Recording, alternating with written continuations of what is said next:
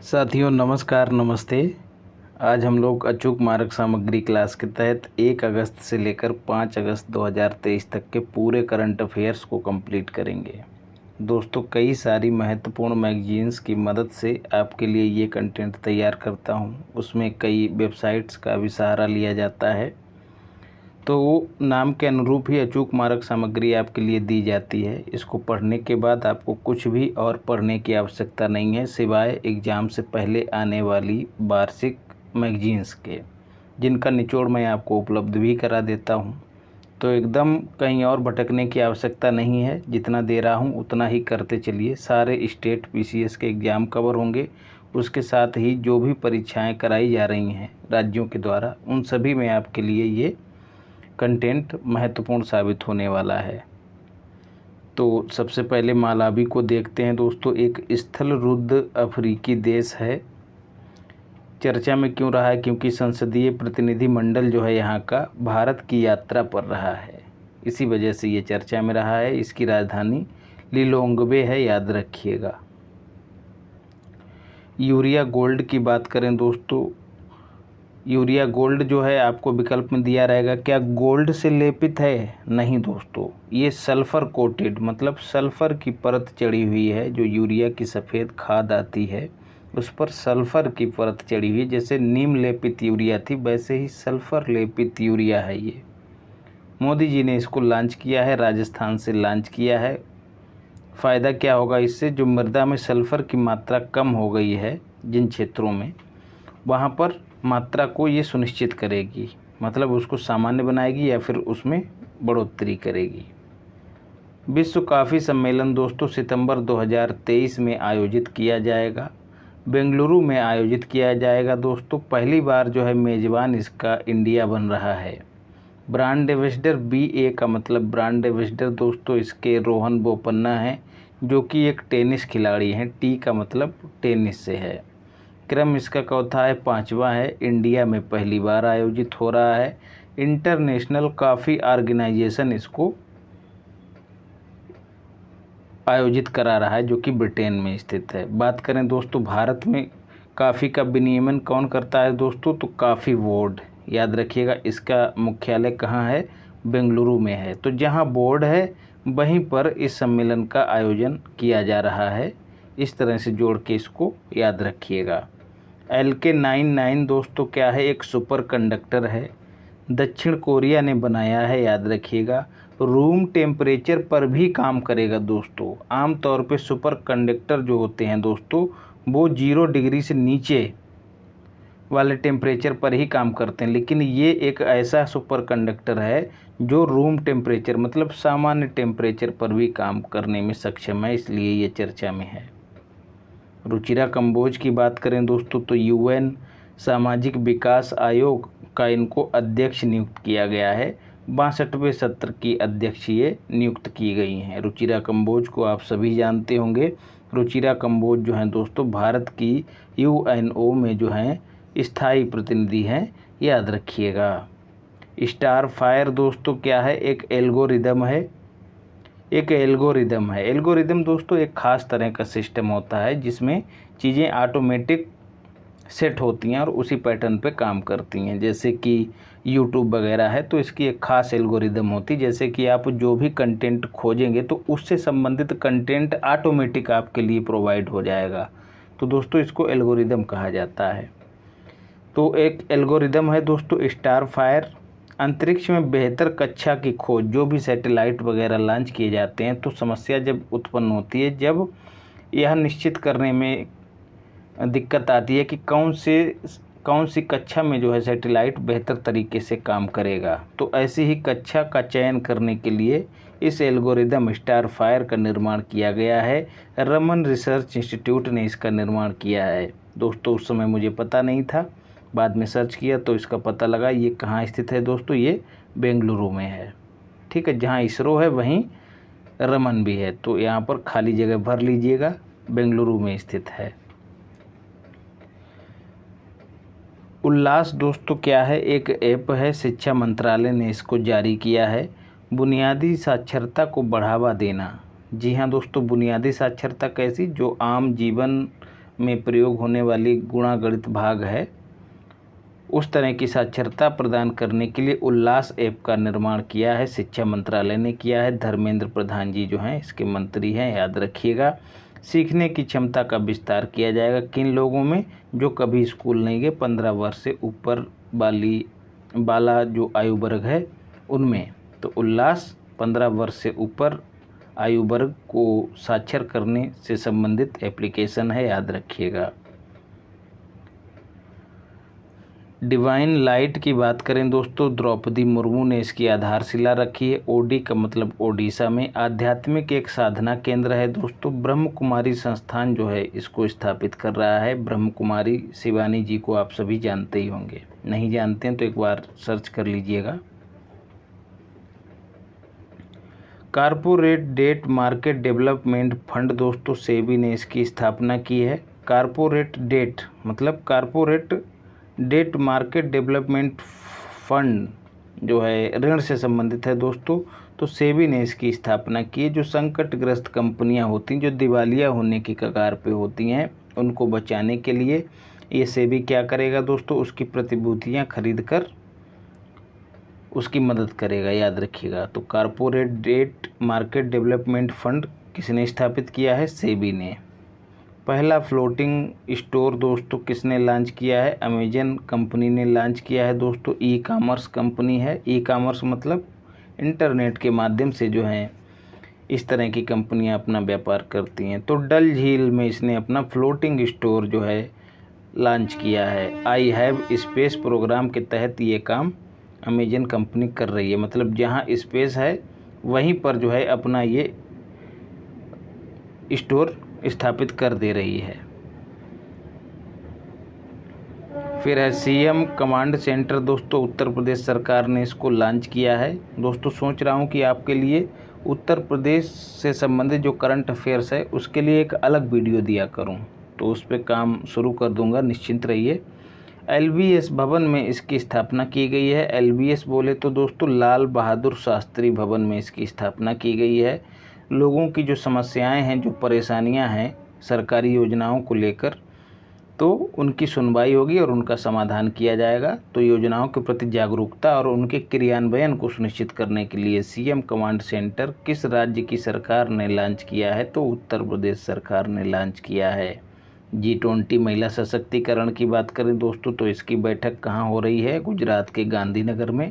उद्देश्य क्या है, महिला सशक्तिकरण और समानता को बढ़ावा देना, याद रखिएगा। कौन सी समानता, लैंगिक समानता। रतन टाटा की बात करें दोस्तों, तो पहला उद्योग रत्न सम्मान किस राज्य ने इनको दिया है, अपना महाराष्ट्र राज्य ने अपना पहला उद्योग रत्न सम्मान रतन टाटा को दिया है। इससे पहले इनको ऑर्डर ऑफ ऑस्ट्रेलिया पहले ही प्राप्त हो चुका है, ये भी याद रखिएगा। उद्योग जगत में बेहतर योगदान के लिए महाराष्ट्र सरकार ये पुरस्कार प्रदान करती है। तमिलनाडु क्यों चर्चा में रहा है दोस्तों, 3 उत्पादों को इसने जीआई टैग दिया है, 10 वर्षों के लिए दिया जाता है दोस्तों जीआई टैग। इसकी फुल फॉर्म होती है जियोग्राफिकल इंडिकेशन। जैसा कि नाम से विदित होता है, किसी खास क्षेत्र में जब कोई प्रोडक्ट उत्पादित होता है उस क्षेत्र की विशेषताओं के कारण, फिर चाहे उसकी मिट्टी बढ़िया हो चाहे जलवायु हो, तो उसी को जीआई टैग दिया जाता है। जब जीआई टैग उसको मिल जाता है तो दोस्तों, जब जीआई टैग मिल जाता है तो वो पॉपुलर हो जाता है राष्ट्रीय स्तर पर, अंतर्राष्ट्रीय स्तर पे।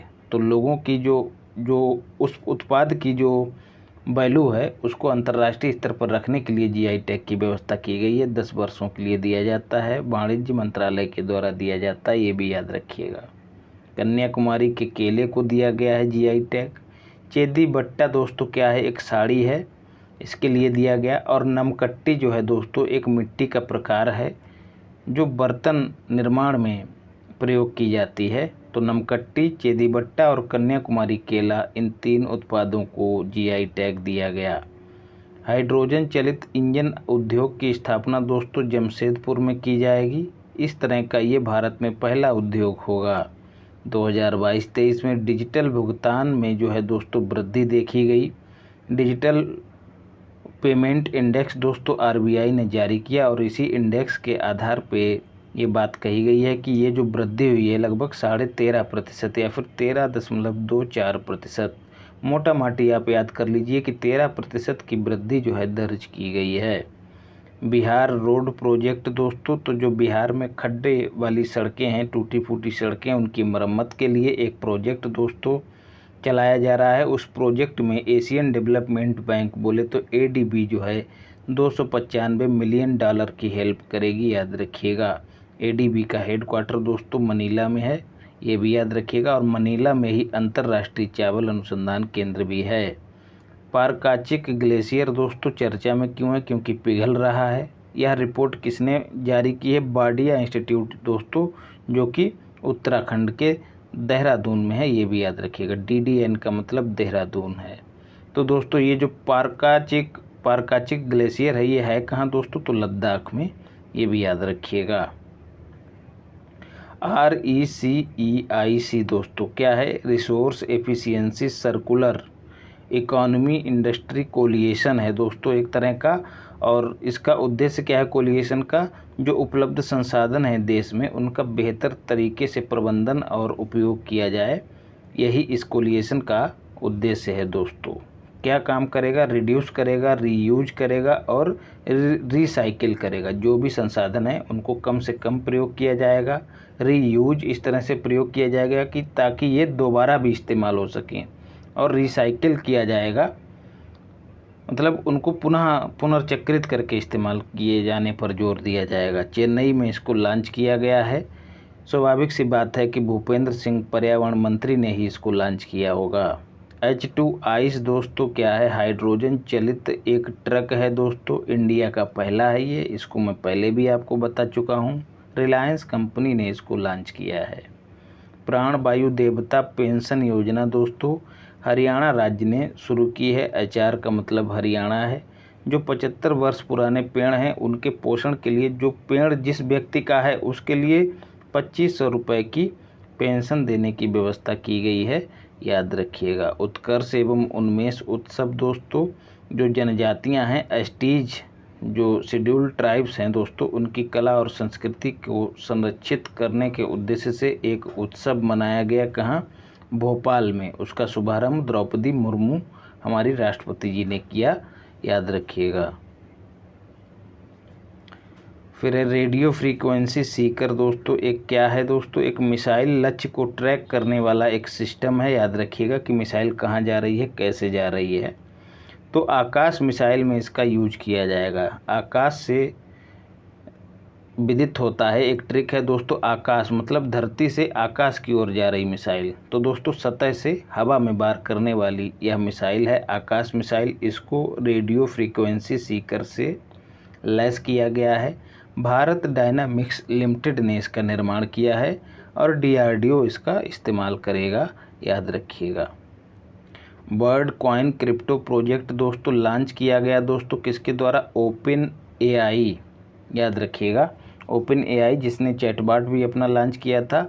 यूजर्स जो हैं दोस्तों उनकी सार्वभौमिक सुरक्षित डिजिटल पहचान सुनिश्चित करना इसका उद्देश्य था, वर्ड कॉइन क्रिप्टो प्रोजेक्ट। जब दोस्तों ये एक डिजिटल पहचान किसी व्यक्ति की, किसी यूजर की रख लेता है, तो दोस्तों वो एक सार्वभौमिक पहचान हो जाती है। फिर आप कहीं से भी क्रिप्टो करेंसी में लेन देन कर सकते हैं। तो एक डेटा बनाता है, एक जगह पे स्टोर करता है, तो इसी डेटा को लेकर एक जांच हो रही है दोस्तों, एक संस्था के द्वारा जांच की जा रही थी, इसीलिए ये चर्चा में रहा है।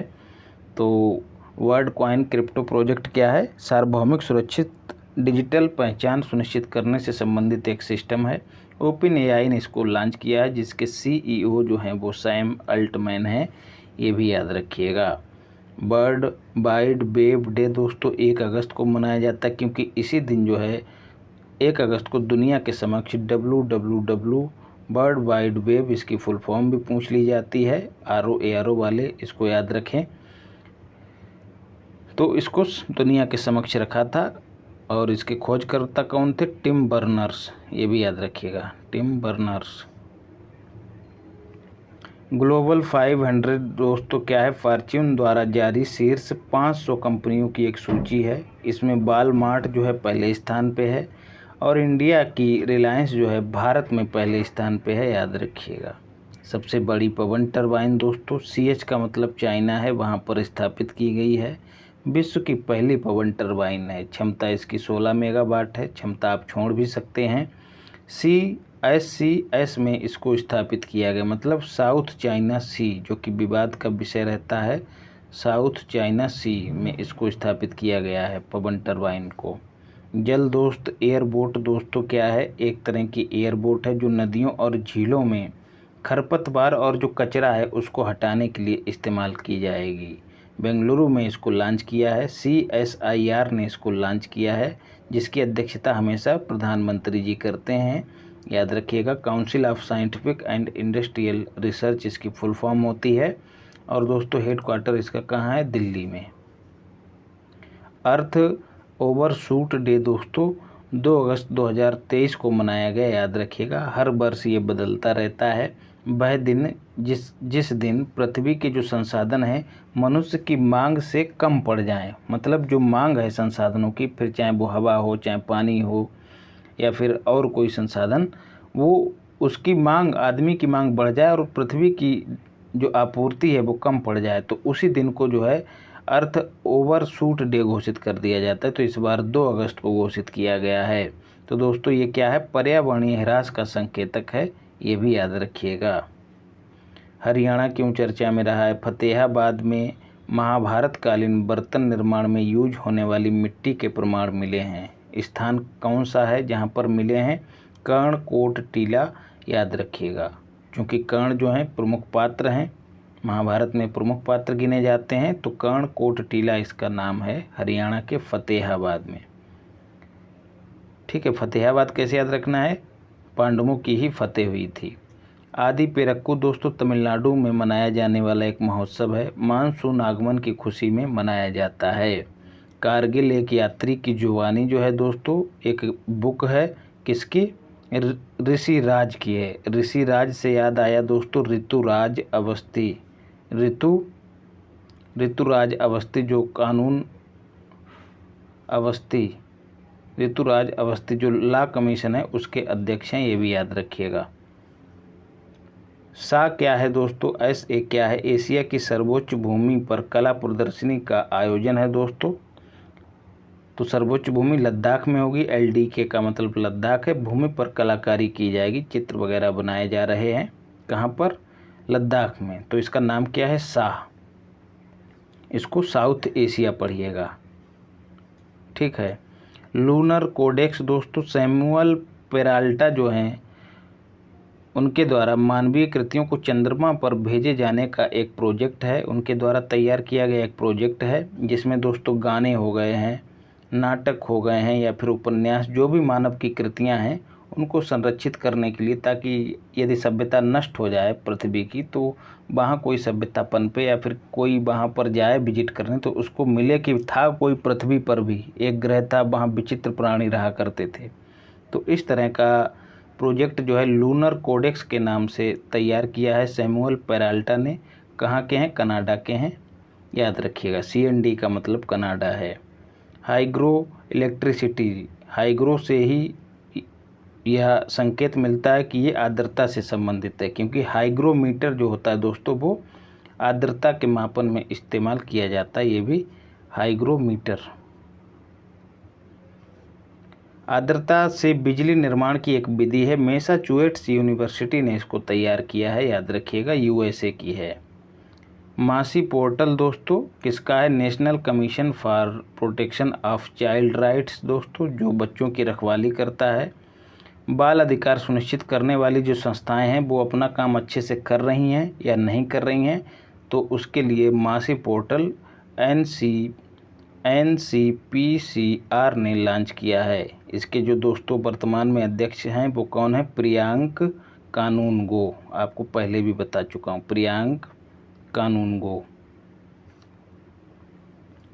मालाबार नदी महोत्सव दोस्तों केरल में मनाया जाता है, आप सभी जानते हैं। जो केरल का तट है उसको मालाबार तट कहते हैं, जो तमिलनाडु में तट है उसको कोरोमंडल तट कहते हैं, याद रखिएगा।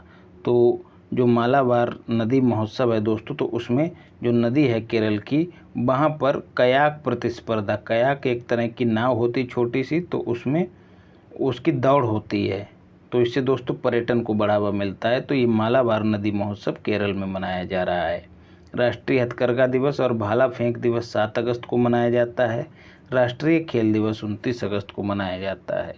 फॉक्सकॉन कंपनी की बात करें दोस्तों तो ताइवान की कंपनी है। मोबाइल एसेसरीज का निर्माण करने की इकाई जो है दोस्तों इसने तमिलनाडु में, TMD का मतलब तमिलनाडु है, तमिलनाडु में स्थापित की है। जस्ट आस्क की बात करें दोस्तों तो एक चैट बाट है। चैट बाट क्या होता है दोस्तों? एक ऐसा एप्लीकेशन है, एक ऐसी व्यवस्था है जिससे आप अपने मनचाहे प्रश्नों का सवाल जवाब पा सकते हैं। UN जनसंख्या कोष और मध्य प्रदेश ने मिलकर इसको लॉन्च किया है। यौन जागरूकता का प्रचार प्रसार, मतलब जो भी यौन शिक्षा से संबंधित प्रश्न हैं उनको आप इस पर पूछ सकते हैं। उस्ता कला दोस्तों क्या है? आपसे सीधे पूछा जा सकता है। एक ऐसी कला है जिसमें ऊंट की खाल पर चित्रकारी की जाती है। किस राज्य की कला है दोस्तों? तो राजस्थान के बीकानेर की है। इसको GI टैग दिया गया है, इसीलिए ये चर्चा में रही है। उस्ता कला बहुत महत्वपूर्ण है। एसोसिएशन ऑफ डेमोक्रेटिक रिफॉर्म्स दोस्तों इसने एक रिपोर्ट जारी की है। अरबपति विधायकों की रिपोर्ट जारी की है और इस मामले में कर्नाटक पहले स्थान पे है, महाराष्ट्र दूसरे स्थान पे है। सबसे अमीर विधायक दोस्तों जो उप मुख्यमंत्री हैं कर्नाटक के, D शिव कुमार, वो सबसे अमीर विधायक हैं। और सबसे गरीब विधायक निर्मल कुमार पश्चिम बंगाल, वेस्ट बंगाल के हैं। इससे पहले दोस्तों रिपोर्ट जारी हो चुकी है, उसमें जो धनवान मुख्यमंत्री हैं उनके बारे में बताया गया है। तो जगन मोहन दोस्तों जो कि अपने अन्ना मतलब आंध्र प्रदेश के CM हैं, वो सबसे धनी CM बताए गए हैं। और ममता बनर्जी सबसे गरीब मतलब कम संपत्ति वाली मुख्यमंत्री बताई गई हैं। जल पर्यटन और साहसिक खेल नीति जो है दोस्तों जारी करने वाला राज्य UP बना है। 10 वर्षों के लिए जारी की है, याद रखिएगा। इससे पर्यटन क्षेत्र को बढ़ावा मिलेगा और राज्य की आय में भी वृद्धि होगी। WHO तंबाकू नियंत्रण पर जो है दोस्तों WHO ने एक रिपोर्ट जारी की है। और यह रिपोर्ट जो है दोस्तों WHO के कार्यक्रम एम्पावर नीति का हिस्सा है, जो कि 2008 में लॉन्च की गई है। इसमें बताया गया है कि 2007 से लेकर 21 तक जो धूम्रपान है उसमें 6% की कटौती हुई है। मतलब 2007 में या 23% था, वो घटकर जो है 17% हो गया है। ये जो एम्पावर नीति है इसमें क्या है दोस्तों? तंबाकू के उत्पादन, इसके उपभोग, इसके वितरण इत्यादि विषयों पर काम किया जा रहा है। इनको घटाने के लिए, इनको समाप्त करने के लिए, उसकी तंबाकू के उत्पादन को रोका जाए, उसके उपभोग को रोका जाए और लोगों में तंबाकू के जो प्रभाव हो रहे हैं उनके प्रति जागरूकता का प्रचार प्रसार करने के लिए WHO ने एम्पावर नीति 2008 में लॉन्च की थी। स्टैंड एलोन ट्राइलेटरल समिट दोस्तों जापान, USA और साउथ कोरिया देशों के द्वारा इसका आयोजन किया जा रहा है। मिलकर आयोजित हो रही है। कहाँ दोस्तों? मैरीलैंड जो कि USA में है। इसमें बाइडन हिस्सा ले रहे हैं जो कि USA के हैं। फूमियो किशिदा जापान के प्रधानमंत्री और SCO के प्रधानमंत्री यूसुफ, तीनों जो देश हैं उनके प्रमुख इसमें हिस्सा ले रहे हैं। मैरीलैंड में आयोजन हो रहा है। उद्देश्य क्या है? जो नॉर्थ कोरिया नाक में दम किए रहता है अमेरिका की, उसके खिलाफ रणनीतिक भागीदारी किस तरह से उसको काउंटर किया जाए, इन्हीं सब विषयों पर चर्चा करने के लिए इस समिट का आयोजन मैरीलैंड में किया गया। मॉर्गन स्टैनली दोस्तों एक रेटिंग एजेंसी है, एक बैंक भी है दोस्तों। कहाँ की? USA की। इसने एक फैक्ट बताया है दोस्तों, इंडिया की जो इकोनॉमी है उसको ओवरवेट रेटिंग का दर्जा दिया है। किसे? भारतीय बाजार को। कहा कि भारतीय बाजार जो है ओवरवेट रेटिंग में अपना स्थान रखता है। मतलब भारतीय बाजार में बहुत ज़्यादा डिमांड है। अब जब डिमांड ज़्यादा होगी तो उत्पादन ज़्यादा होगा, उत्पादन ज़्यादा होगा तो लोगों को रोज़गार भी मिलेगा, लोग होंगे तभी तो उत्पादन होगा। तो इससे क्या होगा दोस्तों? जीवन स्तर में सुधार आएगा। ऑयल इंडिया लिमिटेड की बात करें दोस्तों तो ये 13वीं महारत्न कंपनी बन गई है।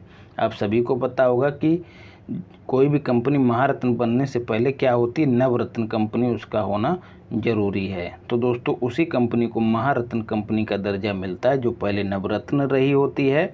इसके साथ ही दोस्तों उसका शुद्ध जो लाभ होता है वो 5,000 करोड़ का होता है, ये भी याद रखिएगा।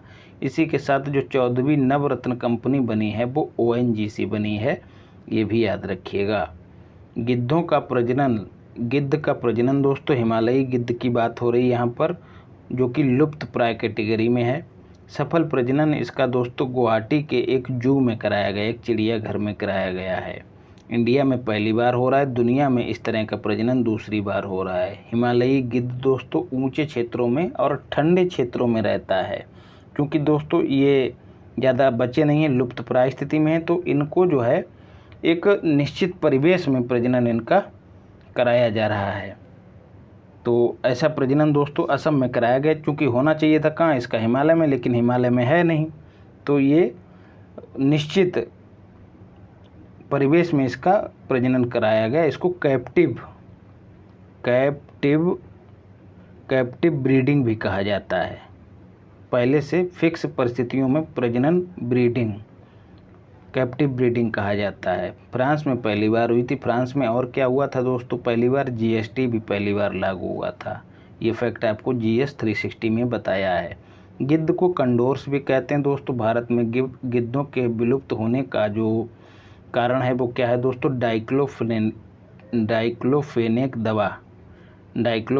दवा, ये भी याद रखिएगा। और भारत में गिद्धों के संरक्षण पर एक कार्य योजना चल रही है, कब से कब तक, 2020 से लेकर 2025 तक इसका क्रियान्वयन किया जा रहा है। मतलब उसके संरक्षण और संवर्धन पे काम किया जा रहा है। बासिप्पू इयक्कम दोस्तों तमिलनाडु की एक परियोजना है। वहाँ की जो बच्चियाँ हैं दोस्तों, कक्षा 4 से लेकर 6 की, आप ये सब छोड़ दीजिएगा, बस इतना याद रखिएगा। जो बच्चियाँ हैं तमिलनाडु की, उनकी पढ़ाई में रुचि को बढ़ाने के लिए पुस्तकालयों में आकर्षक किताबों का प्रयोग किया जा रहा है, और जो भी टूल्स हैं जिनसे बच्चों को पढ़ने में रुचि बढ़े, खासकर बेटियों को, बच्चियों के लिए ये योजना बनाई गई है, बासिप्पू इयक्कम, याद रखिएगा। जेंडर इंक्लूजन फंड दोस्तों, GIF की बात करें तो लड़कियों, और TGS का मतलब ट्रांसजेंडर हैं, उनको गुणवत्ता युक्त शिक्षा देने के लिए इस फंड की स्थापना की बात कही गई थी। कहाँ प्रावधान था, न्यू एजुकेशन पॉलिसी 2020 में इसका प्रावधान किया गया था। चर्चा में क्यों रही है, क्योंकि सरकार ने इसको धन उपलब्ध कराने की बात कही है, तो याद रखिएगा। जेंडर इंक्लूजन फंड किससे संबंधित है, लड़कियों और ट्रांसजेंडर्स की शिक्षा से संबंधित है। प्रावधान इसका न्यू एजुकेशन पॉलिसी 2020 में है। PM स्वनिधि योजना दोस्तों क्यों चर्चा में है, ऋण प्राप्ति की अवधि का विस्तार कर दिया गया है। कितनी अवधि हो गई है, दिसंबर 2024 तक। आवास और शहरी कार्य मंत्रालय के द्वारा इसका आयोजन किया जा रहा है। विकल्प में वित्त मंत्रालय भी दिया जाएगा आपको भ्रमित करने के लिए, तो भ्रमित नहीं होना है। स्वनिधि योजना के तहत दोस्तों जो रेहड़ी पटरी वाले हैं उनके लिए 10,000 रुपये का गारंटी मुक्त ऋण प्रदान किया जाता है, याद रखिएगा। न्याय बंधु कार्यक्रम दोस्तों, जो व्यक्ति या फिर संगठन है उनको निःशुल्क विधिक सहायता, कानूनी सहायता प्रदान करने के लिए एक कानून मंत्रालय के द्वारा बनाया गया मोबाइल ऐप है न्याय बंधु। रोहिणी आयोग दोस्तों आप सभी जानते हैं, चीफ जस्टिस रह चुकी हैं दिल्ली हाई कोर्ट की। इन्होंने रिपोर्ट सौंपी। 2017 में इस आयोग का गठन किया गया था। आर्टिकल 340 के तहत गठन किया गया था। जो OBC समुदाय है उसके उपवर्गीकरण के लिए, मतलब OBC जो समुदाय है उसको सही आरक्षण मिल रहा है कि नहीं मिल रहा है, उसकी जांच करने के लिए एक आयोग बनाया गया था रोहिणी जी की अध्यक्षता में। आर्टिकल 340 के तहत राष्ट्रपति इसका गठन करता है, याद रखिएगा। फिंगर मिन्यूसिया रिकॉर्ड FMR एक सिस्टम है दोस्तों, किसका, UIDAI का, जो कि आधार कार्ड जारी करने वाली संस्था है। इसमें आर्टिफिशियल इंटेलिजेंस का यूज किया जाएगा, AI का यूज होगा। क्यों दोस्तों, ताकि जाली फिंगरप्रिंट की जांच हो सके। दोस्तों आजकल धोखाधड़ी हो रही है, जाली फिंगरप्रिंट बना के काफ़ी घटनाओं को अंजाम दे रहे हैं लोग, तो इसी पर कंट्रोल करने के लिए UIDAI ने फिंगर मिन्यूसिया रिकॉर्ड एक सिस्टम बनाया है, याद रखिएगा। ग्रेट निकोबार विकास परियोजना दोस्तों, जो निकोबार द्वीप है दोस्तों वहाँ पर हवाई अड्डा बनाया जा रहा है, पोर्ट बनाया जा रहा है, बिजली संयंत्र की स्थापना की जा रही है और एक टाउनशिप की स्थापना की जा रही है। तो ये सब मिलकर दोस्तों एक स्पेशल इकोनॉमिक जोन की स्थापना करेंगे दोस्तों। कहाँ? निकोबार के दक्षिणी द्वीप पर। इस परियोजना को 30 वर्षों में क्रियान्वित किया जाएगा, याद रखिएगा। स्पेशल इकोनॉमिक जोन दोस्तों ऐसे जोन होते हैं जिनको सरकार का संरक्षण प्राप्त होता है, विभिन्न प्रकार के टैक्सों में छूट प्राप्त होती है और उनका उद्देश्य होता है ऐसी चीज़ें बनाई जाएं जो निर्यात को प्रोत्साहन प्रदान करने में मदद करें। बाघों की गणना दोस्तों 2022 में हुई है। हाल ही में सरकार ने इसके आंकड़े जारी किए हैं। पिछली वीडियो में छूट गया था तो आपको बताया भी था। NTCA national tiger conservation authority ने यह गणना की है दोस्तों। प्रति 4 वर्ष पर यह गणना की जाती है। बाघ जो हैं वन्य जीव संरक्षण अधिनियम 1972 की अनुसूची 1 में रखे गए हैं और इनको जो रेड डेटा लिस्ट है दोस्तों उसमें इंडेंजर्ड की कैटेगरी में रखा गया है, ये भी याद रखिएगा। तो दोस्तों जो पहले 2018 में बाघों की गणना हुई थी उस समय कितने थे? 2967 थे, लेकिन अब जो है 22 में बढ़कर 3682 हो गए हैं। इसी रिपोर्ट में कहा गया है कि भारत में दुनिया की 75% बाघों की आबादी विद्यमान है। सर्वाधिक बाघ MP में है, दूसरे स्थान पर कर्नाटक और तीसरे स्थान पर UK मतलब उत्तराखंड है। उत्तर प्रदेश को 7वां स्थान प्राप्त हुआ है। कार्बेट टाइगर रिजर्व जो कि उत्तराखंड में है, बांदीपुर टाइगर रिजर्व दूसरे स्थान पे, मतलब सर्वाधिक जो टाइगर हैं वो कार्बेट नेशनल पार्क या फिर टाइगर रिजर्व में है, दूसरे Bandipur tiger reserve. Bandipur tiger reserve कहाँ है दोस्तों? कर्नाटका के NT में है। दोस्तों UP में जो संख्या थी वो 173 थी, अब बढ़कर जो है 205 हो गई है, याद रखिएगा। यह रिपोर्ट कब जारी की गई दोस्तों? 29 जुलाई को जारी की गई, जब अंतर्राष्ट्रीय बाघ दिवस मनाया गया तब, याद रखिएगा। तो दोस्तों ये पूरा का पूरा करंट अफेयर्स आपके लिए करा दिया है। कंटेंट यदि आपको अच्छा लगा हो तो चैनल को सब्सक्राइब कीजिए, वीडियो को लाइक कीजिए और शेयर कीजिए ताकि ज़्यादा से ज़्यादा लोगों तक पहुंच सके। और PDF के लिए Telegram channel PCS Parth join कीजिए। तो दोस्तों अपने चित्त का, अपने चित्र का और अपने चरित्र तीनों का ख्याल रखिए। धन्यवाद।